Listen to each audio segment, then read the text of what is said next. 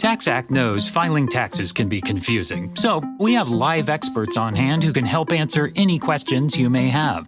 Questions like, can I claim my SUV as my home office if I answer work emails in my car?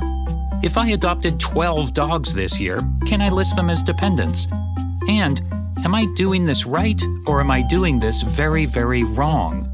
Our experts have the answers to those questions and many others. TaxAct. Let's get them over with.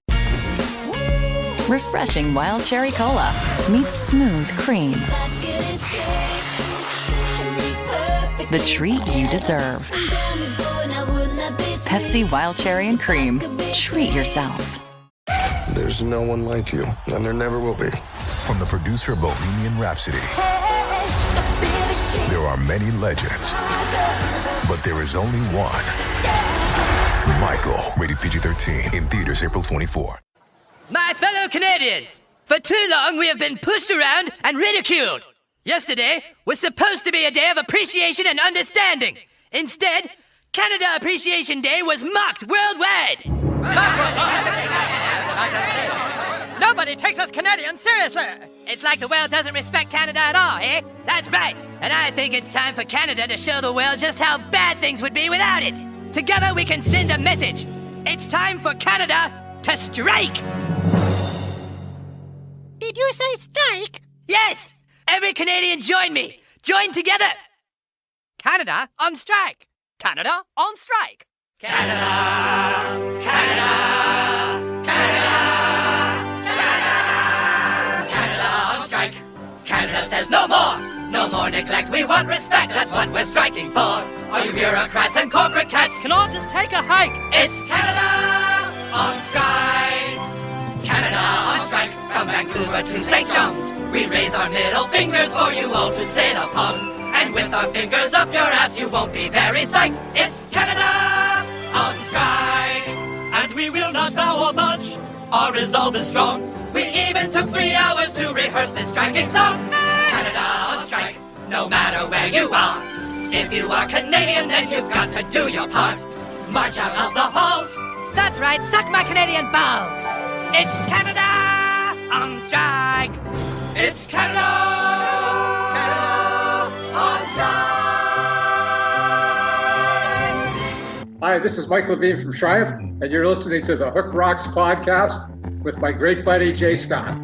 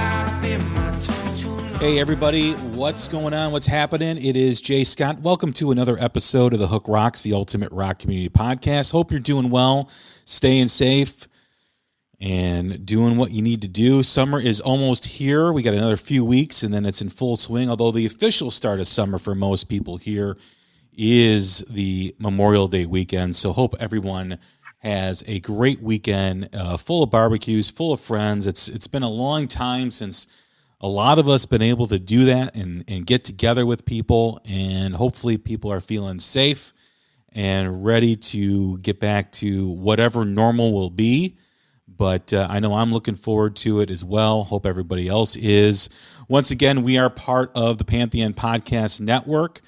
Check out their podcast, their fellow music podcast that I'm so proud to be part of their family, whether it's Carmen Apiece or Vinny Appice, their podcast, which is great. Cobras and Fire. You've got Mistress Carrie out there in Boston, who was just on the show. And, of course, my friends in Shout Out Loudcast, Tom and Zeus. So check out those podcasts and others at pantheonpodcast.com. You can follow them on Twitter at PantheonPods as well. You can follow The Hook Rocks on Twitter at The Hook Rocks. Search us on Facebook at The Hook Rocks as well. And also subscribe and follow to our podcast wherever you listen, whether it's Apple, Spotify, Amazon, Google, wherever, Stitcher, Pandora. We're on every platform, so give us a subscription or follow us or whatever you call it. And also write us a review. So let us know what you think. Nonetheless, we are excited for our new guest, one of my favorite newer bands. They've been around for a bit here, and they just released a new album this past early part of spring, late winter, I want to say. It's called Hidden Gems. The band is the Bluestones. They're from Canada, and I'd like to welcome in drummer Justin Tessier. What's going on? How are you? Hey, dude, I'm doing well. Thanks for having me. Yeah, I'm really excited to learn more about you guys and hear about, how the album was put together and what your plans are here. I know Canada's kind of a month or two behind us, so we'll get into that.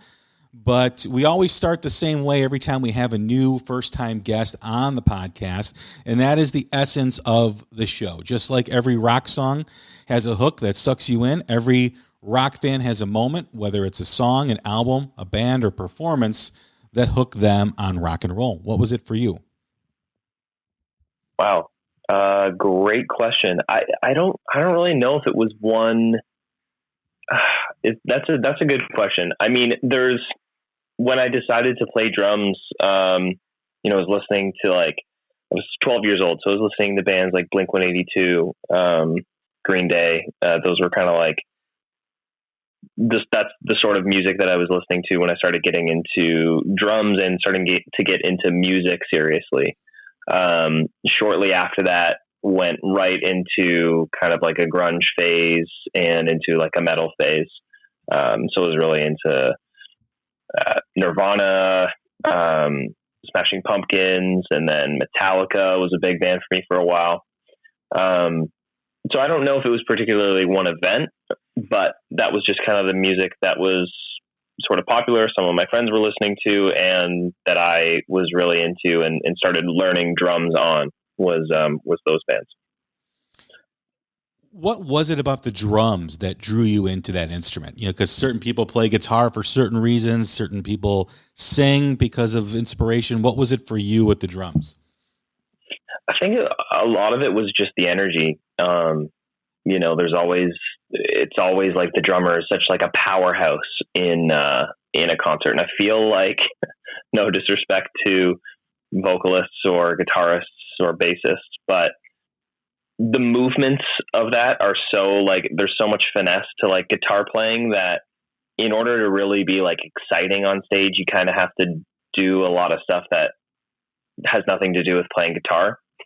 There's a lot of boring but good guitarists who can just kind of like stand still and shred, but visually it's not as exciting as a crazy drummer on a drum set. Think of like the classics like Bonham or Keith Moon.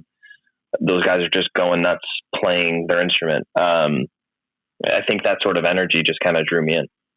And everything does start with the drums, right? I mean, that is the base of every song. And, if the drumming isn't good, the song typically is not going to be good. Yeah. I mean, when you think about like the way songs are recorded, it's always drums first. Even if there are songs that don't necessarily start with a guitar lick, I think that at the end of the day, the drums are what kind of bring that song to life. It's not necessarily songs aren't.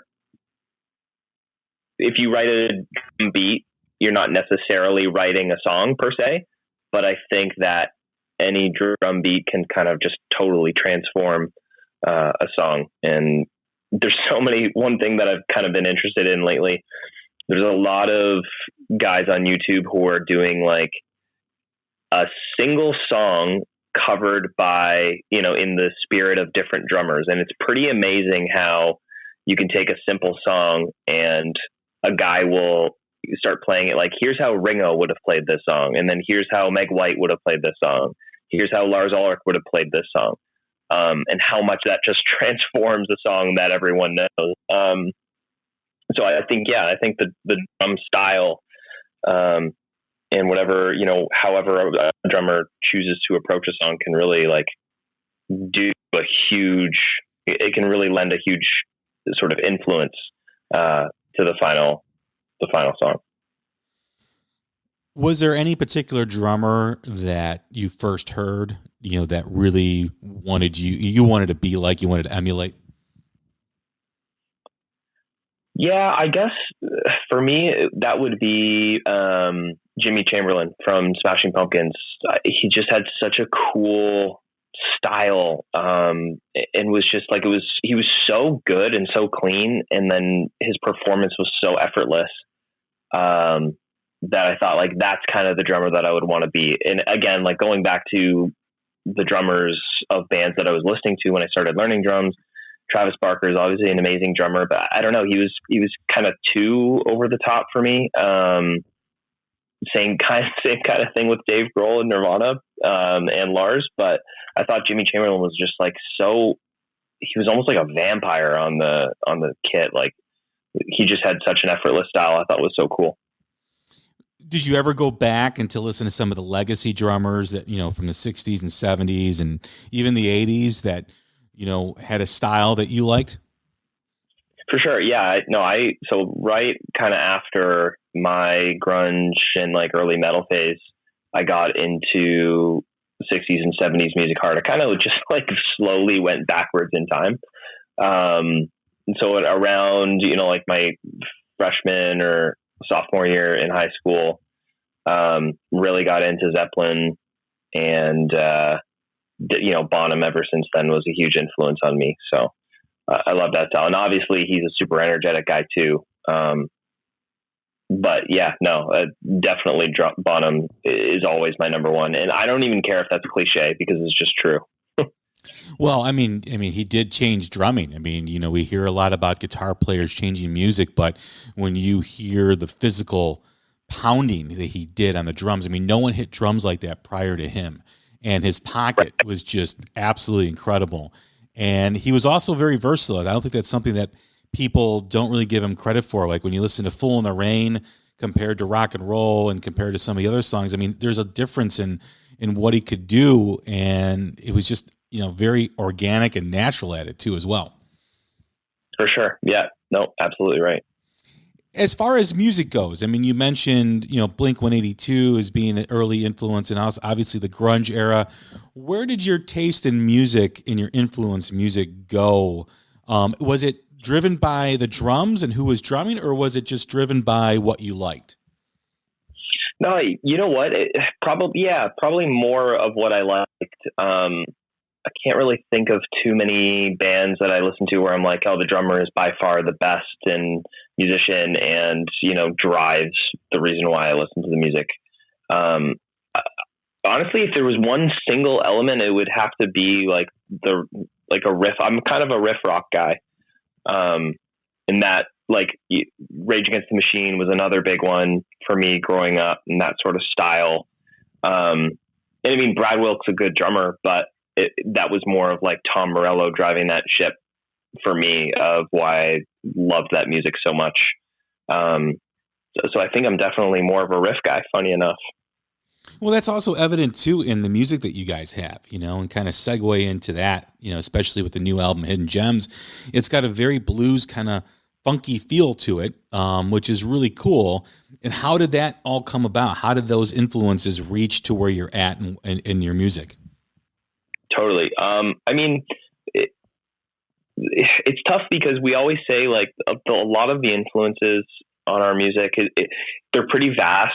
And we kind of, grew up in an era where music was so accessible. You didn't really have to like you weren't gambling on music, because we just, to be honest, really weren't paying for it when we were growing up. So we kind of were exposed to a lot of different kinds of music, and think the whole like Napster and now Spotify especially, really removed a lot of the barriers to checking out different kinds of music. And before, I think music genres were very tribal, but now it's kind of becoming more like genres of movies. I mean, like you rarely run into people who say like, I only watch dramas and comedies are crap. And how could you're so stupid if you listen or you watch comedy movies. Like, people watch dramas, people watch action, people watch cult films and comedies and horror movies. It's not really exclusive. And I think music is coming to that point. So this is all just a long way of saying we have a ton of influences, and I think they all just kind of come out. They just sort of shine through naturally through the lens of our creativity. And so riff rock was just, given that we were only two people, that was just that was part of the music that we knew we could write with only two of us and make it work, especially in a live setting. And so sometimes, especially on this album, we drift away from that in a couple of instances. And that's just different influences coming through. But yeah, the whole like blues rock sort of stuff is just kind of a blueprint that existed that we knew we could use as a 2-person band. And so sometimes that comes through. Whenever someone thinks of a 2-person band, obviously the first two bands that come about are the White Stripes, the Black Keys, but there's also quite a few. I mean, there's also fellow Canadian band Crownlands, which I'm a huge fan of as well. And also the Cold Stares that are from Indiana, who have a great bottom end sound to their music for a 2-piece. But a lot of people feel that there's limitations to having only 2 members in the band. How do you guys overcome that, or do you not see that as a challenge? No, it's a double-edged sword. It's definitely a blessing and a curse at different times. But yeah, you're right. Honestly, the name of the band, we just automatically get sucked into the White Stripes and the Black Keys. And that was like totally unintentional. We were not trying to ride any kind of wave. The name, actually, we don't even have a good story for the name. It's just like my ex-girlfriend suggested it and I thought it was fine. We weren't even trying to like draw those comparisons, but obviously they're there. Being in a 2-person band can be challenging on stage for sure. Because one thing, you have less to fall back on if anything goes wrong. Like we've had a couple of shows where, there's technical difficulties with the guitar, because anytime you have to plug something into power, you're going to have technical difficulties. And if that goes out, it's pretty much drum solo time, and I'm not too into that. So I start riffing on my stand-up comedy, basically. So that's one thing that can kind of be a challenge is having less people to fall back on. But at the same time, having fewer people makes things easier from a logistics standpoint, and from a creative standpoint, there's less egos involved. So there's definitely benefits and drawbacks, but I think we tend to see it more as from the benefit side. We've been asked before, would you consider bringing other people into the band? And it's not necessarily opposed to it, but I don't think it's something that we're looking to do right now, because I think it would just be a lot more to deal with. Well, right now it's a 50-50 in terms of collaboration, right? I mean, it's only the two of you, where when you bring in another member or two, now you have 3 members or 4 members, and everybody, wants their say or wants their part in a song or wants the song to sound like this. So yes, it does add on elements of frustration, and also, people getting frustrated at the process. When it's just the 2 of you, it's kind of simple, right? It's less headache. Yeah, totally. The only thing is when there is a disagreement, it's 50-50. So, I mean, it kind of forces us to to come to a resolution whenever that does happen. It's pretty rare, but in the creative process, it is just like a 50-50 split if it's a yes and a no. So sometimes it's nice to have that third person as a tiebreaker, right? Yeah, right. Then you guys start drawing straws, and that's no fun when there's only two people. But exactly. We talked briefly moments ago about cross genres and people starting to listen to different genres as people's tastes evolve. Music fans, though, are very tribal, and especially the old guard of music fans. They don't like anybody coming in from other genres saying they're making rock records. They're very hard edge in terms of what's rock, what's hard rock, what's metal. And rock fans especially don't like when artists kind of go outside of a box. They want to keep them inside that box. They want them to stay the same and not change. Although, when I see with my son, he's 16, his friends like a cross all types of music, all types of genres, whether it's rap and hip hop, hard rock, pop music. Do you think that evolution of people's music taste is because of the ease of getting different types of music at your fingertips? Yeah, no doubt. And I mean, I just from totally non-scientific or anything, but just from kind of taking the cultural temperature, I guess, the more you usually see that openness with the younger generations who are more familiar with those kind of streaming tools and who have grown up with them. And so in their formative years, they've always had that access to different kinds of music. And I think the more that those tools are adopted, the more open everyone is, again, because you have that accessibility. You don't have to like risk $20 to $25 on an album of a genre that you're not familiar with to learn that you don't like it.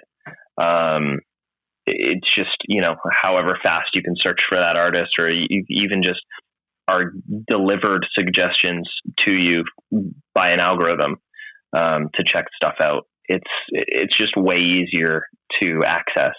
And I think that, again, making the movie comparison, there's subgenres within genres. And I think that if you were a rock fan and you say, didn't like country music or you didn't like hip hop, my argument would be you haven't found your subgenre yet. And my personal experience with both of those genres was that growing up, I thought I hated country and I thought I hated hip hop. But when I started digging into it and learning more about those communities, it was really just like, I didn't like pop country and I didn't like pop hip hop, or, hip hop is what they call it. I liked more of the artistic and underground sort of stuff. Like I'm more of an outlaw country fan, I started to learn. And I start to get into more of like the deeper side of more underground and artistic side of hip hop. And so I think that, again, with Spotify, the more that you start to dig into those genres and figure out what you do like, the more that you're going to get suggestions to consume different artists in those genres that fit your taste. And so it just takes a little bit of work, but you'll eventually get there. Just in the same way that it'd be silly for someone to say they didn't like action movies at all. Well, we could be talking about James Bond. We could be talking about Fast and the Furious. Those are both action movies, but they're completely different experiences. I think those same divisions exist in music genres, and you just have to find out what you like. Yeah, I think if you look at the younger generation, it is almost part of their DNA now. And that is, the ease of finding things, right? I mean, and also, not just the ease of finding things and having access to them, but then the willingness to want to listen. Everything is at our fingertips, at a device, whether it's music or whether it's movies. You can have Netflix on your phones. You can have any streaming service on your phone. So it takes nothing to really just, your friends listening to this song, what is that artist like? And you go check it out. Whereas years before, the options always existed, but there was more of a risk in, number one, money. If you had a paper out and you only had, at the end of the day, a certain amount of money to spend on music, you would typically only go buy the music that you liked, or maybe that your friends liked, that you knew the risk was low, because like you said, you didn't want to buy the record and come home and be disappointed with it. And it's also the risk of wasting your time too. That's less and less, because if you don't like something within the first minute, typically you turn it off now. Whereas before, you invested the money, now you've invested the time to go to the record store, and now there's kind of an investment in it, right? So It's a lot different experience, years ago versus now, and I think that's why there's such an appreciation for all forms of genres, especially in the younger generation. Yeah, and so it's almost like if you think about it as a T. Like as the letter T, the cross of that has definitely broadened, but I think the vertical part of that isn't as deep as it is before. Because, like you said, if you're not into something from the first minute, you're switching, you're pressing skip, you're going to a new playlist, or checking something else out. Whereas before, the investment kind of made you take the time with it and go a little deeper, and everyone has songs that they weren't into initially that ended up growing on them. And I think that although there are more artists that are getting exposure, I don't know that the exposure is necessarily as deep as it used to be. What do you feel about when people say that rock and roll lacks innovation now?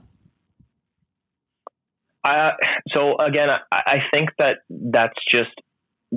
kind of a change of labels, and people not understanding the fluidity of rock, or like they have kind of like a rigid understanding of what rock is.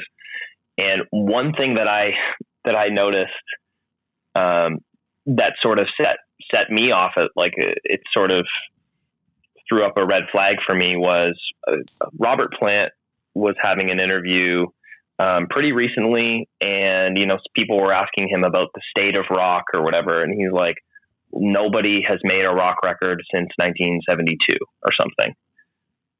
And I was like, what is he even talking about? Like, rock and roll has been around since the early 60s, or even well before that. A lot of people would argue, but his point was the rock that he grew up with and that he was a part of, no one is making, exactly that kind of music anymore. And so for him, that was rock and roll, and there was no evolution of it. And that just goes to show how stark the differences in viewpoints can be. Like, you could be like Robert Plant and say, like, the rock literally died in 1972 and no one has ever made a rock song since. Or you can take what is my kind of approach, where, well, rock is pretty fluid, and if you think there's no innovation in rock anymore, then you just have a rigid idea of what rock is, and you're not opening yourself to what the possibilities of rock could be.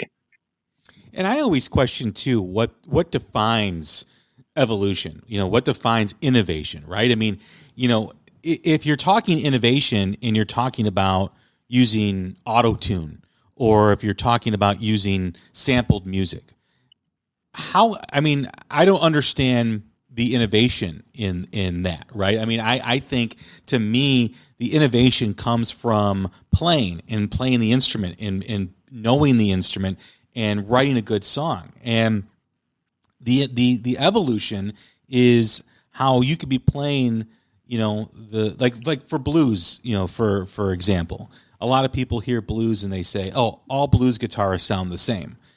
To the casual ear, yes, but if you really listen to the blues, no, it doesn't sound the same, because it's all based on emotion, and it's based on feeling and heart, and maybe not the most technical, musicians are blues musicians, but they all have their different, point of view and how they play the instrument and how they play the song.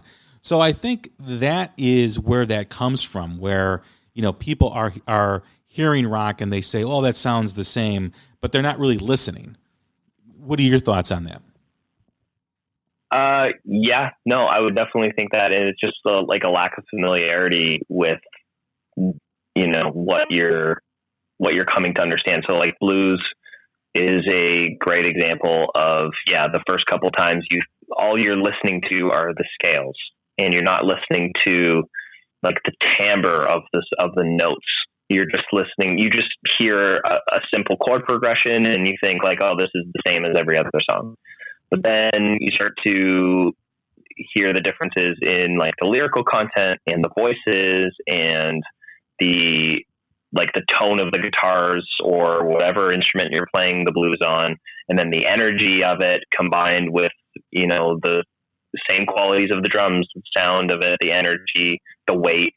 And then you start to notice there's differences. So yeah, I mean, innovation is another term that's so hard to pin down. And does innovation just mean bringing in something different, or does it mean bringing in something different that is beneficial in some way? Different people take that differently. So, I think like what you define as innovation is, again, just going to be subjective and it's going to come down to your taste. If someone does something different that you think is cool, and I guess you could say that's innovative. But if someone does something different that you think, hurts the genre, then you wouldn't call that innovative. But I think what can be harmful or what can be interesting, the same thing could be harmful or interesting depending on who's looking at it. The new album is Hidden Gems, out earlier this year. It comes in the year of 2021 where everyone is releasing music. It seems like everybody, and everyone is releasing great music too as well. It seems like everybody's swinging for the fences, as I've mentioned before on previous episodes. Putting this record together, what was the process and how did COVID affect how you recorded this album? Yeah. So, 2021, everyone's coming out with music and releasing music. It's the biggest festival lineups I think I've ever seen ever. Probably since, Woodstock, when a lot of those artists were pretty unknown, and you look back today and you're like, wow, how did someone get all of those artists together? You're having that with the biggest artists in the world. I saw, I'm not like too much of a pop fan, but I saw a festival lineup where Miley Cyrus was on like line 2. And I was like, how big is this festival that, she's one of the biggest pop stars in history. She's on line 2 of this festival. This came off the heels of a year where nobody did anything. And lots of people probably had music in their pockets and chose not to release it until they could see a future in the touring world. And that's exactly what our story was. And so I know we're not the only people. We started recording these songs in the summer of 2019. We put out the lead single in October of 2019. We put out a second single in December of 2019. And then we finished the record in January of 2020 and hit the road right after. So we've been sitting on, when you go back to the demo stage of this, at this point, it's almost been 2 years. But, the songs haven't seen the light of day. They've only been out for 2 months now. And so it's funny because when we had this release, it was exciting for us and we were very happy about it. But, we were also like locked down in our houses and kind of just like hit midnight, and it was like, okay, congrats to us. This album's out now. But it was already in our eyes kind of old. We had recorded it so long ago and still haven't played, the vast majority of those songs live, and probably won't still for at least a few more months. So kind of a weird time to release. It's definitely been the weirdest year in our lives, and for most people, that's been the weirdest year of their lives. So it kind of makes sense, but it's a wild landscape right now. Everyone's releasing amazing music because you have a lot of artists who were sitting on good material that are now choosing to release it. And then you have other artists who took this time to make good material and then release it. And it's going to be the same thing with concerts, man. If you're a live music fan, this is going to be probably the best year of your life coming up. Because everyone is going to be going on tour at the same time. And it's, from a band's perspective, it's going to be super competitive and everyone's got to bring their A game. And I think the industry is going to have a big boom because of it.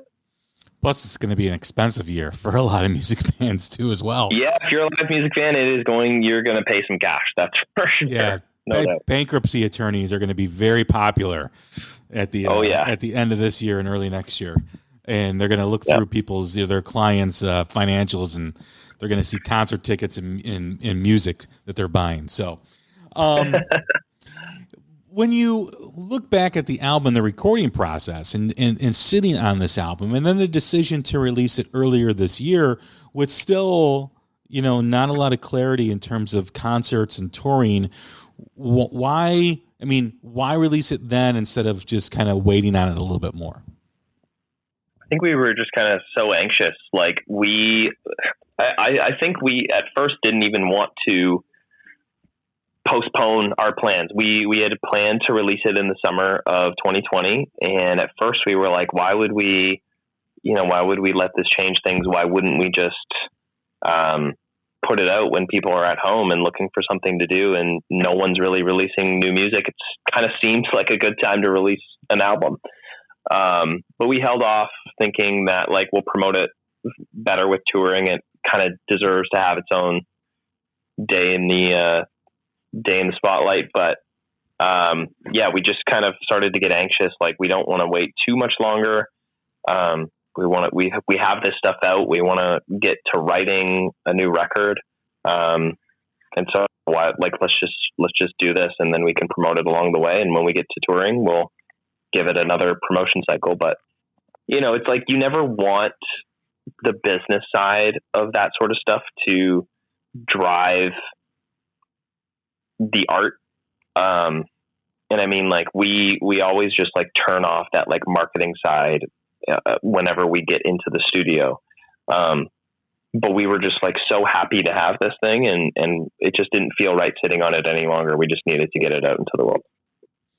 With everything that's gone on in the world and having this music recorded prior to that, in terms of still being able to connect with it, I mean, is that a challenge for you guys? Because obviously, you're seeing all these things, and reality is what it is, and you've got this music that's awesome. The album is fantastic. But in terms of just being the artist, has there been, an urge for you guys to create more music during the pandemic that kind of fits with where your mind was and where reality is? Yeah, I think now we're coming around to that, but to be honest, for a long time, things were so different that I think we got out of the habit and the cycle that we were in of, making music and playing shows and spending a lot of time on our band. And we just kind of reset in a weird way. And to be honest, lost a lot of motivation. I remember Park and I, we like to game, play video games a lot, and I remember we were gaming one night, having a candid conversation of I don't really have any motivation to work on this stuff, and I don't know why. Maybe it's just because we're not living in it as much as we used to, and so we just kind of got out of it. But I think now we're starting to come around to we're writing demos again and starting to ignite the flame. We're talking about booking shows, and so that's kind of revving things up again. So I think we're back at it, but no, to be honest, for a long time, we were we stepped away from it, and it was good to get that space. But yeah, we were really actually unmotivated. So it's kind of ironic. I don't know. I think artists have had either one or the other. I know, some of our friends have written 3 to 5 albums worth of music in the last year. just because they've had the time. And I think there's a lot of others that were like, no, I'm taking the break, I'm taking the forced sabbatical, and just kind of stepping away from this for a little bit. I have talked to a few musicians who have felt the same way. My conversation with Richie Cotton, the guitar player, said that same thing. He was used to this cycle that was tour, write music, release music, tour, write music, release music. And it was an ongoing cycle that was going on for, decade plus. And, for him to kind of finally catch his breath and realize that he did need the rest was a positive for him. Now, that's not saying that it's a positive for everybody, because, loss of income was big for a lot of artists, going through this and not being able to tour and make any money. So that there's a struggle there. How did you talked about getting out of that cycle. How did you reset that? How were you able to kind of get back into it? Was it slow and gradual, or was it just, flick the switch and get yourself back on the horse? I think after we released the album, it was like, okay, we have nothing on the horizon. And for a long time leading up, we were like, working on different kinds of like promotion for the album, and just so focused on getting that thing released and trying to like give it as much of a push as we could, that when we finally finished the push, we were like, okay, well, what now? And what do we do next? And the obvious answer was just write new music and get that process started. So it was kind of it was a little bit of circumstance that pushed us to get back into writing. But then also, just like looking at the horizon again, like we do have shows coming up, or we at least know that we're going to have stuff, probably in the fall. Well, we have Aftershock at least announced in the fall, and then we're working on some other stuff, for the fall and sort of winter. And we just need to be ready for that with some new music. So, as far as as far as the album goes, how did you, or what do you think was the biggest evolution as artist for you on this album from the follow-up album, or from the first debut album rather? Yeah. So, I mean, this was the first album that we really like created as professional musicians.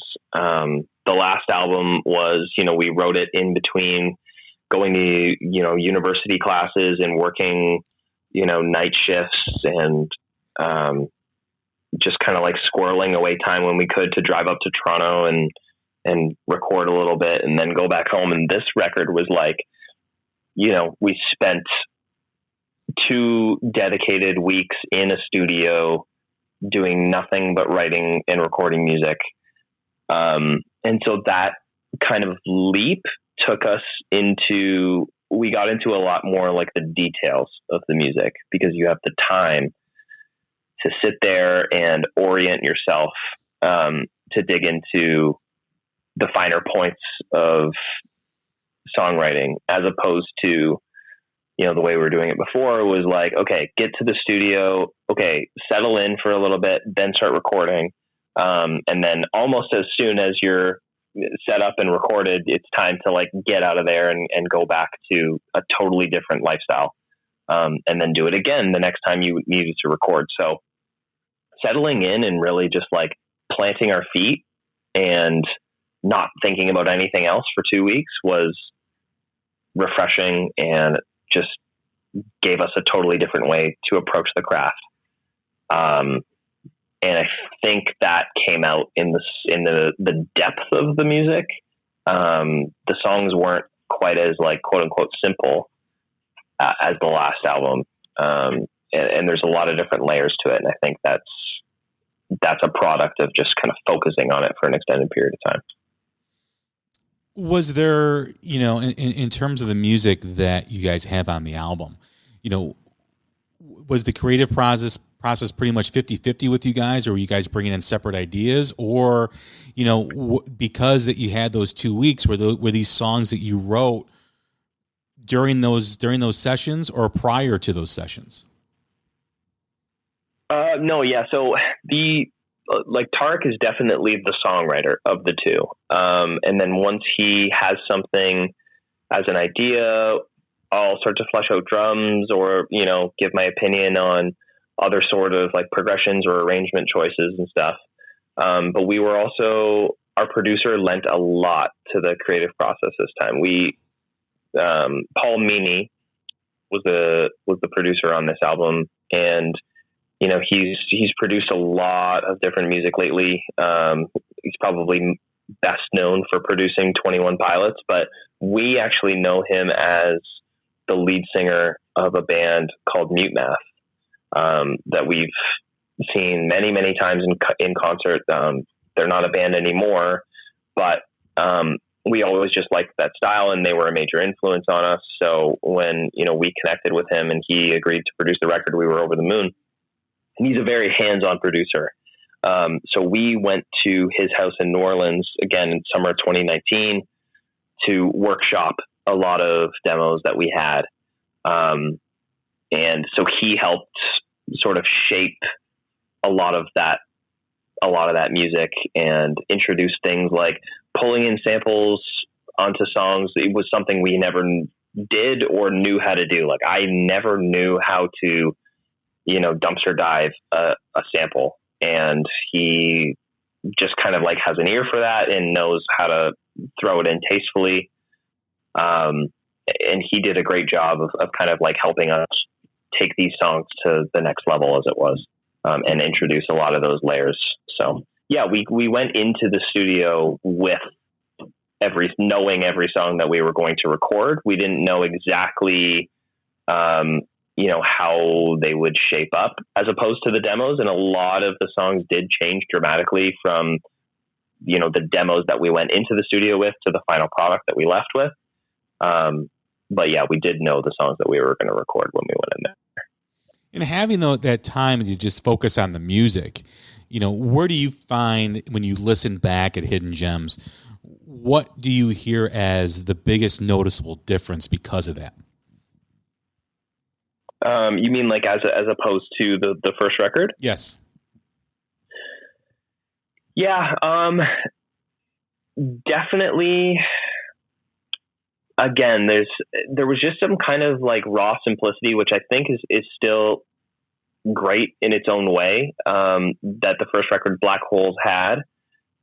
It was just, Tarek and I recording some riff rock, a lot of like garage influence stuff. Very simply, it was Tarek and I in the same room.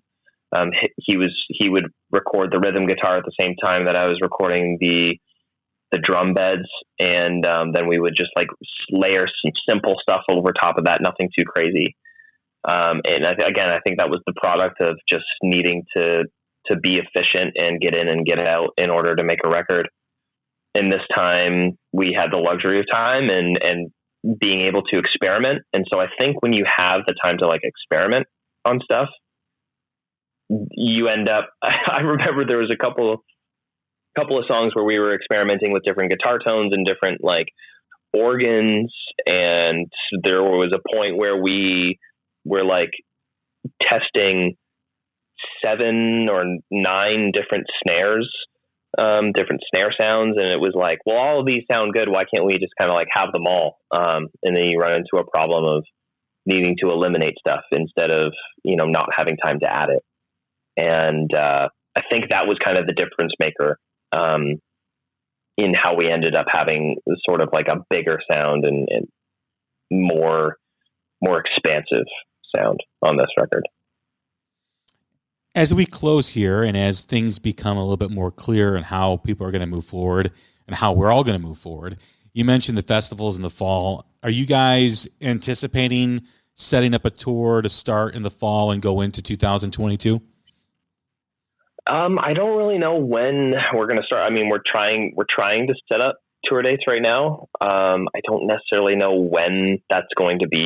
I know we are looking at some stuff that are more like deeper into 2022, into like spring of 22.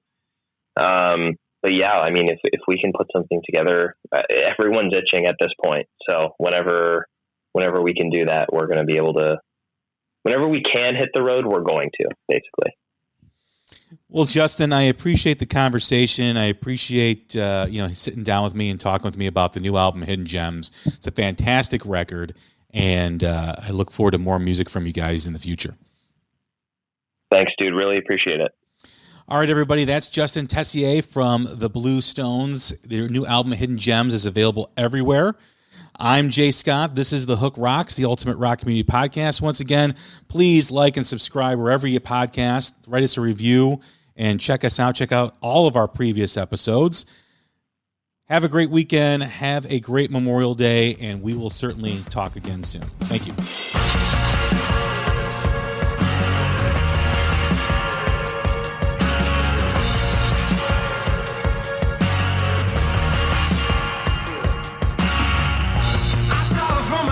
It came without a sound. I couldn't shake the monster.